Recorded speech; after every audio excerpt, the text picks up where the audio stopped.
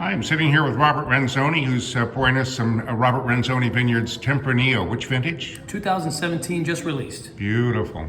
Great to see you, Rob. It's been a while. Nice to see you, my friend. It's been a crazy, crazy time. Yeah, that's one word for it. So the government gave you all sorts of notice that it was time to open up and gave you like weeks to prepare. Oh yeah, they gave us about 4 minutes. That's to them, right? Okay. That's to them. Yeah, it's been pretty painful. We opened up the restaurant on Sunday and before Memorial Day and Memorial Day. In light of the 4 minutes of notification that the government gave us, we just limited to pizza and chicken wings, and we did have beer and, of course, wine. So we were stocked on beer, so that was helpful. But we, of course, didn't have any food deliveries because we weren't open. So we luckily had pizza and wings that we were able to provide, and we did that for the day and for the weekend, and it went well. And we're closed yesterday, today, and tomorrow to finish some renovations that we're working on, and looking to open the restaurant back to normal hours, 7 days a week, starting Friday. That's so exciting. 12 to 5, Mama Rosa's Trattoria. So when this is broadcast, that'll be already underway. Yeah, we'll be up and running, yeah. Outstanding. Yeah. I imagine people are just hungry to come back to wine country. You know, they are, and it's, they're, for 99% are understanding that we're all in this together, that this is very confusing, crazy times, as you mentioned, that none of us really know what we're doing. Yeah, and specifically the government, because every day it changes. So we're just all pulling our hair out one at a time and just trying to do the best we can. And I thank God most people are, majority are understanding with the trials and tribulations that come with all this aggravation. Well, Robert, I've got a couple of decades on you, but I can tell you I've never seen anything like what we've been going through, and I'm sure you haven't seen anything remotely close to this. Tom, I talked with my father. He's 82 years old. He was in near tears saying, I've never seen anything like this. He said, Rob, how are you handling this? How are you going to get through this? How are you going to do it? Luckily, thank God, people have been drinking a lot of wine. Yeah, there you go. Thank God we've been selling a ton of wine. So we've held our own, thank God. Unfortunately, we had a few COVID casualties with some employees that we had to let go.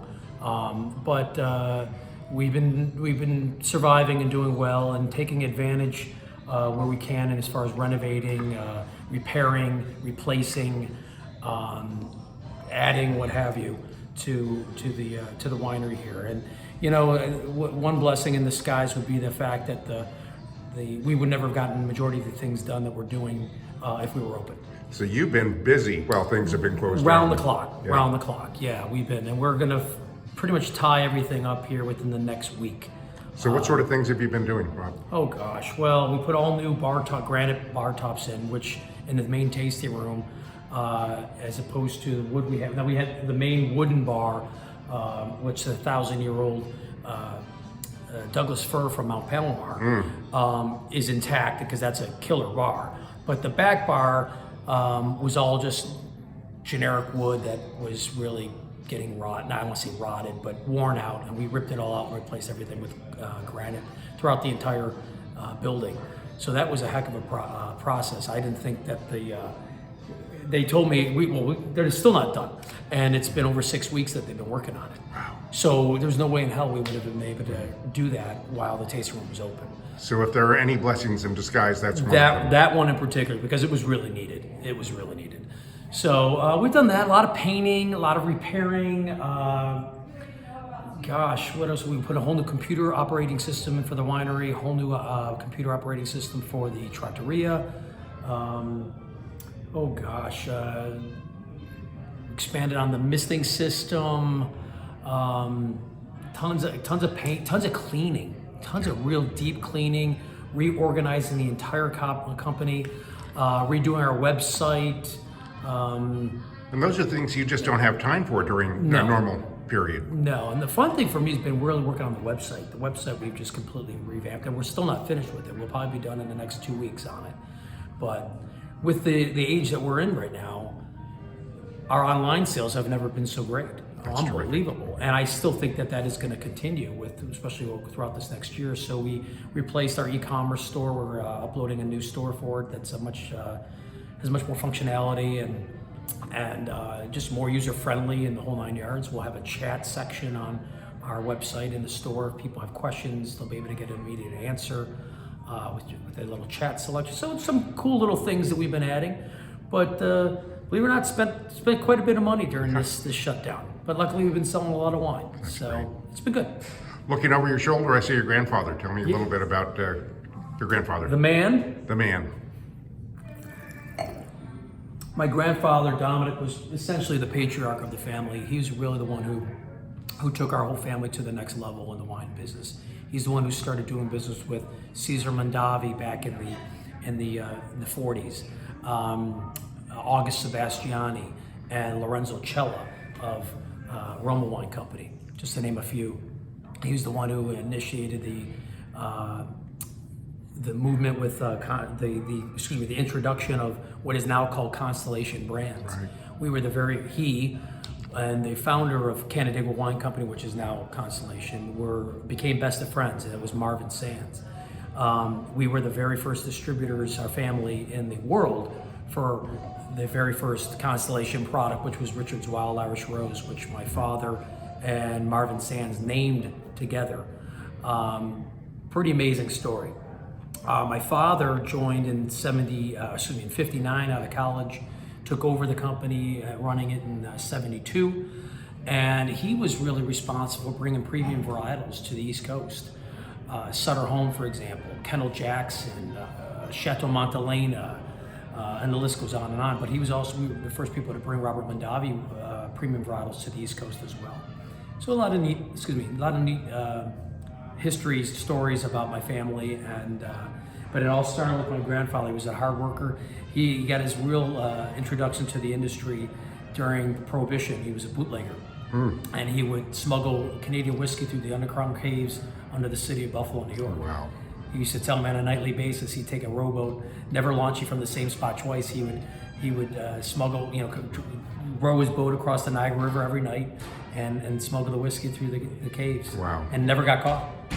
Which is pretty cool. Tell us a little bit about what we're drinking. We're drinking 2017 Tempranillo. It's a gorgeous wine. Thank you. Did you take a sip? I had a couple sips, and it's been a few minutes, and I'm still getting the finish. It's lovely. We're pretty well known for our Tempranillo, which originally started back in our opening days. Our first vintage was 08 of Tempranillo, and I originally did it for a wine club wine. And we did such a nice job that people kept demanding it. So we've made it every year. And we're now on, I think, 5 straight vintages of 91 plus points in Wine Enthusiast. Our last vintage, the 16, got 92 points in Editor's Choice. And we believe this vintage is even better. It's spectacular. Thank you. So we're very excited to see the review on that. Wine Enthusiast just got about half a case of different wines to sample from us. And we just got some wonderful feedback already on our Estate Sangiovese from Matt Kettman, who's the main wine reviewer for them for our region. He hasn't told us the score yet, but to quote, he said it was one of the best wines he's ever had out of Temecula Valley. So that's pretty cool. That should hopefully be a 90 plus score. That's very cool. But we're very excited about Tempranillo is wonderful down here. And we really can't make enough of it. Some certain esoteric varietals we've discovered are doing really well. Tempranillo is, I don't want to say it's esoteric, but Montepulciano is something that's doing extraordinarily well in this region, and we sell the heck out of that too. That's doing really well. And we've had about 4 consecutive vintages of 91 points on that wine as well.